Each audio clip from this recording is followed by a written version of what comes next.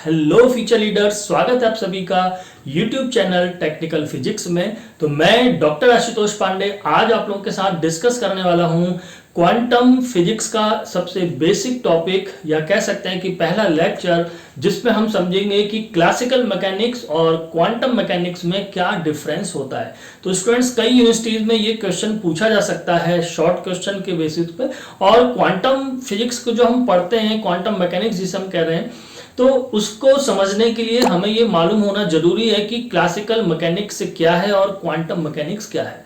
तो आप लोगों ने क्लासिकल मैकेनिक्स काफी पढ़ रखी है, अपने 12th लेवल तक भी काफी आप पढ़ते हैं। तो यहाँ पर हम बात करेंगे कि इन दोनों में डिफरेंस एग्जाम में आएगा तो कैसे लिख सकते हैं। उसके पॉइंट कुछ मैंने यहाँ पे स्क्रीन पर लिख दिए हैं, आप चाहें तो उसका स्क्रीनशॉट ले सकते हैं। बीच में मैं साइड हो जाऊंगा एक जगह पे। तो पहला पॉइंट, सबसे पहले तो हमें यह पता हो कि भाई क्लासिकल और क्वांटम में डिफरेंस क्या है। तो स्टूडेंट्स, एक बेसिक अगर डिफरेंस की मैं बात करूं मीनिंग को लेकर के, तो क्लासिकल का मीनिंग यहां पर ओल्ड से है, और क्वांटम जो है क्लासिकल का अपोजिट, या कह सकते हैं कि मॉडर्न से हमारा यहां पर मतलब है। तो क्लासिकल फिजिक्स, जो ये क्लासिकल मैकेनिक्स लिखा हुआ है, इसको हम क्लासिकल फिजिक्स की कैटेगरी में रखते हैं, और जो ये क्वांटम मैकेनिक्स लिखा हुआ है, ये क्वांटम फिजिक्स का एक पार्ट है। तो स्टूडेंट्स, मैकेनिक्स वर्ड यहाँ पे इसलिए यूज किया गया है क्योंकि हम स्पेशली जो मोशन है बॉडी, डिफरेंट बॉडीज का, डिफरेंट पार्टिकल्स का, उसकी स्टडी इस फिजिक्स में की जाती है। तो स्टार्टिंग अगर मैं कहूँ कि क्लासिकल मैकेनिक्स आई कहाँ से, तो इसका जो कह सकते हैं कि क्रेडिट दिया जाता है वो स्पेशली इन दोनों साइंटिस्ट को जाता है। गैलीलियन साइंटिस्ट जो गैलीलियो थे, और न्यूटन साइंटिस्ट। तो अगर मैं बात करूं फादर ऑफ क्लासिकल मैकेनिक्स, तो कई जगह पे आप देखेंगे, पाएंगे कि लिखा रहता है गैलीलियो, गैलीली को इसका क्रेडिट दिया गया है। क्योंकि सबसे पहले जो न्यूटन्स की अगर हम बात करें, वैसे तो मेन न्यूटन्स को इसका क्रेडिट दिया जाता है क्योंकि न्यूटन ने लॉ ऑफ मोशन दिए हैं, और उसका जो पहला लॉ है मोशन का, वो कह सकते हैं कि वो गैलीलियो की ही थ्योरी पर बेस्ड है।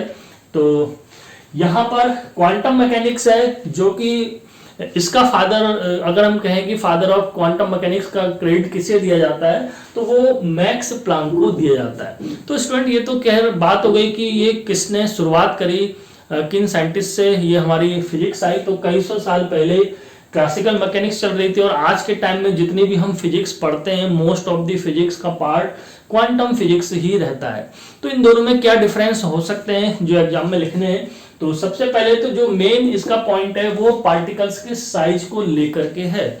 जो क्लासिकल मैकेनिक्स थी, स्पेशली इस क्लासिकल मैकेनिक्स की हेल्प से हम जो पार्टिकल्स हमें साधारण आंखों से, हम अपनी नेक्ड आई से जिनको देख सकते हैं, जो विजिबल हैं, ऐसे पार्टिकल्स की स्टडी करते हैं इसमें, या कह सकते हैं कि ये डील करती है ऐसे पार्टिकल्स को जो मैक्रोस्कोपिक हैं, जिनको हम अपनी आई से देख सकते हैं। लेकिन कुछ ऐसे पार्टिकल जो माइक्रोस्कोपिक हैं, जो माइक्रोस्कोप से देखे जा सकते हैं, या कहें कि जो साधारण आंखों से हमको नहीं दिखाई देते हैं, जैसे कि इलेक्ट्रॉन और फोटोन, ऐसे पार्टिकल्स को ये डील करती है क्वांटम मैकेनिक्स। तो ये एक मेन डिफरेंस है पार्टिकल के साइज को लेकर के। जो क्लासिकल मैकेनिक्स है स्टूडेंट्स, ये पूरी की पूरी न्यूटन्स के लॉ पर बेस्ड है, इसीलिए इसको न्यूटोनियन मैकेनिक्स भी कहा जाता है। जो ओल्ड फिजिक्स है या जो क्लासिकल फिजिक्स है, इसका नाम न्यूटोनियन मैकेनिक्स भी कहा गया है। अब यहाँ पे स्टूडेंट ध्यान देना है कि जो क्लासिकल मैकेनिक्स है, ये डिस्क्राइब करती है डिफरेंट टाइप्स की बॉडीज के मोशन को, जो दिख रही हैं बॉडीज, जैसे कि कार की ट्रैवलिंग हो गई, या कोई पर्सन रनिंग कर रहा है, कोई साइकिल भाग जा रही है, ठीक है। तो इसी तरीके से स्पिनिंग ऑफ अ टॉप, जो लट्टू घुमाए जाते हैं, उसके मोशन की अगर हम बात करें, किसी के रोटेटरी मोशन की बात करें, एयरक्राफ्ट के मोशन की बात करें, तो इस तरीके के जो मोशंस होते हैं स्टूडेंट्स, वो क्लासिकल मैकेनिक्स में डिस्क्राइब किए जाते हैं। जबकि क्वांटम मैकेनिक्स जो होती है, वो क्योंकि माइक्रोस्कोपिक पार्टिकल को डील करती है, तो कह सकते हैं कि it describes the motion of the electrons and shape of the molecules. इसकी जो स्टडी है, जो इसमें जो थ्योरी या कंसेप्ट रहते हैं, बेसिकली वो किसके इर्द गिर्द रहेंगे, जो माइक्रोस्कोपिक पार्टिकल्स हैं उनके मोशन के रिगार्डिंग। तो नेक्स्ट पॉइंट जो आप लिख सकते हैं, मेन पॉइंट कि जब लाइट, बहुत पहले हम जानते हैं कि मैक्सवेल ने अपनी इक्वेशंस भी दी थी, और लाइट को उस टाइम पर क्लासिकल मैकेनिक्स की अगर बात करें तो एक वेव की तरह ही ट्रीट किया गया। न्यूटन की मैकेनिक्स की बात करें, जो वेव थ्योरी है या वेवलेट्स के फॉर्म में जो है, उन सभी में लाइट को पहले केवल वेव समझा जाता था, लेकिन बाद में हम जानते हैं स्टूडेंट्स, कुछ de Broglie wave particle duality आया, जहां से ये पता भी लगा और कुछ एक्सपेरिमेंट भी हुए जिनसे हमें ये मालूम चला कि जो लाइट होती है उसमें डबल नेचर होता है, ड्यूल नेचर होता है। वो एज अ पार्टिकल भी बिहेव कर सकती है और एज अ वेव भी बिहेव कर सकती है। तो ये कंसिडरेशन किया जाता है किसमें, क्वांटम मैकेनिक्स में, जिसे बाद में डेविसन और जर्मन नाम के साइंटिस्ट ने भी अपने एक्सपेरिमेंट से वेरीफाई किया था। तो नेक्स्ट जो पॉइंट है स्टूडेंट्स, जो एग्जाम में लिख सकते हैं, the outcomes of the measurements can be predicted preferably if we have some parameters of a system. अगर हमें किसी सिस्टम की, किसी बॉडी की कोई एक या दो वैल्यूज मालूम है, कोई एक पैरामीटर मालूम है, तो हम उस पैरामीटर के बेसिस पे और बहुत सारे पैरामीटर्स की स्टडी पहले से ही कर सकते हैं, उसका अनुमान पहले से लगा सकते हैं। कि अगर जैसे कि एग्जांपल की मैं बात करूं कि अगर मुझे किसी बॉडी की पोजीशन मालूम है, x मालूम है, तो उसको अगर हम टाइम के रेस्पेक्ट में dx/dt अगर कर देते हैं तो वहां से क्या हमें मिल जाता है, change in position with respect to time is known as velocity. तो हम वेलोसिटी की प्रेडिक्शन कर सकते हैं। वेलोसिटी की प्रेडिक्शन अगर हमारे पास है स्टूडेंट्स, तो हम वहां से उसके मोमेंटम को निकाल सकते हैं m × v से। तो यहां पर इस तरीके के यानी कि हम प्रेडिक्शंस परफेक्टली कर सकते हैं। लेकिन क्लासिकल की बजाय जब हम क्वांटम में आते हैं तो वहां पर outcomes of certain measurements will be impossible to predict. कुछ जो हमारे प्रेडिक्शंस है, जैसे अगर आपको ध्यान हो 12th लेवल तक पढ़ते भी हैं, हाइजेनबर्ग का अनसर्टेनिटी प्रिंसिपल, जिसके अकॉर्डिंग हम जानते हैं क्या, कि हम दो चीजों को एक साथ मेजर एक्यूरेटली नहीं कर सकते। जैसे अगर पोजीशन को मेजर कर रहे हैं तो मोमेंटम को अगर मेजर करते हैं तो मेजरमेंट तो हो सकता है, बट वो एक्यूरेट नहीं होगा। मींस एक बार में एक ही का मेजरमेंट हम कर सकते हैं। तो यहां पर प्रेडिक्शन करना थोड़ा सा इम्पॉसिबल रहता है।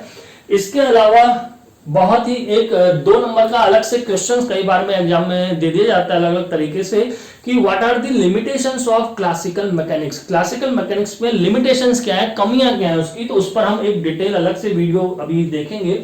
तो फिलहाल यहाँ पर 2 नंबर में अगर आता है तो ये 4 यहाँ पर मैंने पैरामीटर्स लिखे हुए हैं इनके लिमिटेशंस के लिए, कि क्लासिकल मैकेनिक्स में ब्लैक बॉडी रेडिएशन का जो कर्व था उसको उस समय के साइंटिस्ट एक्सप्लेन नहीं कर पाए थे। जैसे वीन्स लॉ हमने पढ़ा था, वीन्स ने एक्सप्लेन किया था ब्लैक बॉडी रेडिएशन कर्व को उसमें, और उसके बाद रिले जो साइंटिस्ट है हमारे, रिले जीन्स लॉ जो हमने देखा था उसमें, तो उसमें हम देख सकते हैं कि वो एक पर्टिकुलर शॉर्टर वेवलेंथ की बात की जाती है या हायर वेवलेंथ की बात की जा रही होती है, उसमें पूरे स्पेक्ट्रम को एक साथ नहीं बता पाए थे।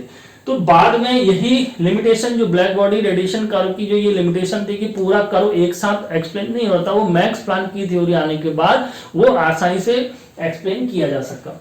उसके अलावा एटॉमिक स्पेक्ट्रा की लिमिटेशन होती है स्टूडेंट्स क्लासिकल मैकेनिक्स में, कि हम जो एटॉमिक स्ट्रक्चर है, एटॉमिक स्ट्रक्चर का मतलब है कि जो न्यूक्लियस है उसके चारों ओर इलेक्ट्रॉन अराउंड न्यूक्लियस मूव करता रहता है पर्टिकुलर ऑर्बिट में, जबकि वो माइनस चार्ज है और न्यूक्लियस में माना जाता है कि प्लस चार्ज है, और दोनों चार्ज का एक्यूमुलेशन हो जाना चाहिए according to classical mechanics.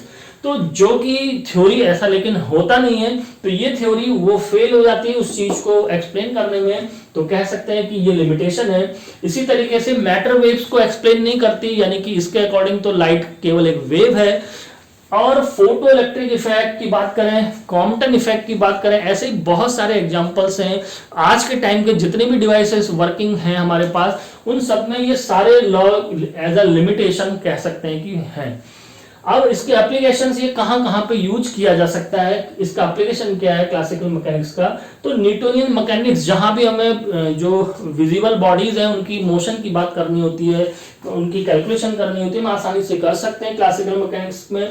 Thermodynamics में इसका यूज किया जाता है, एस्ट्रोनॉमी में किया जाता है, जियोलॉजी में किया जाता है, और भी बहुत सारी फिजिक्स की ब्रांचेज हैं जिन पर इसके एप्लीकेशंस बेस्ड हैं। इसी तरीके से स्टूडेंट जो हमारे क्वांटम मैकेनिक्स हैं, तो आजकल जितने भी क्वांटम डिवाइसेस आप देख रहे हैं मॉडर्न टाइम में, मोबाइल की बात करें, कंप्यूटर की बात करें, सारी चीजें कंप्यूटराइज्ड हैं डिवाइसेस। सुपर कंडक्टर्स में इसका यूज होता है, लेजर्स की स्टडी हम लोग करते हैं, semiconductors, LEDs, computer, GPS system और जितने भी एग्जाम्पल यहाँ लिखे जाए वो सारे कम हैं, क्योंकि सारी की सारी आजकल की टेक्नोलॉजी ही पूरी की पूरी क्वांटम फिजिक्स पर बेस्ड है।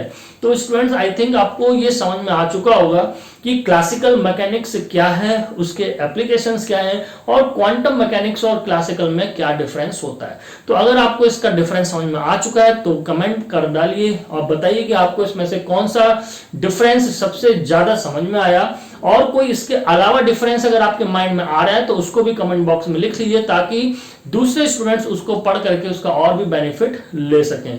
तो स्टूडेंट्स, आज का वीडियो यहीं पे रखते हैं, जल्दी हम इसके डिटेल लिमिटेशन वाले पार्ट को और थोड़ा सा देख लेंगे, ताकि हमारी समझ, अंडरस्टैंडिंग इस टॉपिक के ऊपर बहुत अच्छे से बन जाए। बाकी क्वांटम मैकेनिक्स के जितने भी वीडियोस हैं उसके लिंक आपको यहाँ पर ऊपर आई बटन में भी मिल जाएंगे। तो अभी के लिए इतना रखते हैं, जल्दी मिलेंगे आपसे, तब तक के लिए थैंक यू।